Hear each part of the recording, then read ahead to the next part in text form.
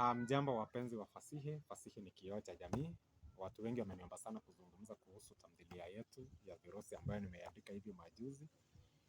Tamthilia hii inahusu virusi ambavyo vimezuka kutoka taifa la Mashariki na kutikisa ulimwengu mzima. Kama ilivyo katika mataifa mengi, wananchi wa Ukaragosi ndilo taifa kuu ama mandhari makuu ambayo tamthilia ama mchezo wetu unaigiziwa. Wananchi hawa wanakumbana na hatihati kukabiliana na mabadiliko yanayotokana na msambao wa virusi. Licha ya athari za virusi vya uviko, Validus ambaye ni mhusika mkuu katika tamthilia hii anaamini kuwa nchini Ukaragosi kuna virusi hatari zaidi kuliko uviko. Je, kuna virusi vipi vingine hatari nchini Ukaragosi? Tamthilia ya Virusi inamchorea msomaji taswira ya matukio yanayoathiri mataifa mengi, hasa yale ambayo yanastawi. Nitakuwa nafanya video kuichambua tamthilia hii. Video nyingine ambayo nitaifanya itakuwa inashughulikia wahusika.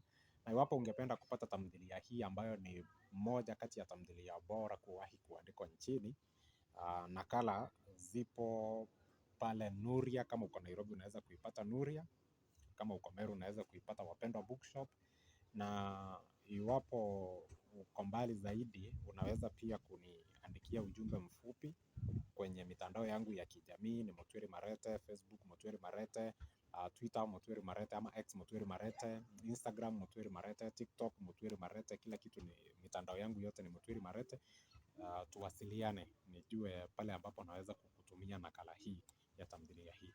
Kwa hivyo nashukuru sana kwa kunisikiza, na natumai unaposoma tamthilia hii itakupendeza na itakufurahisha zaidi. Asante.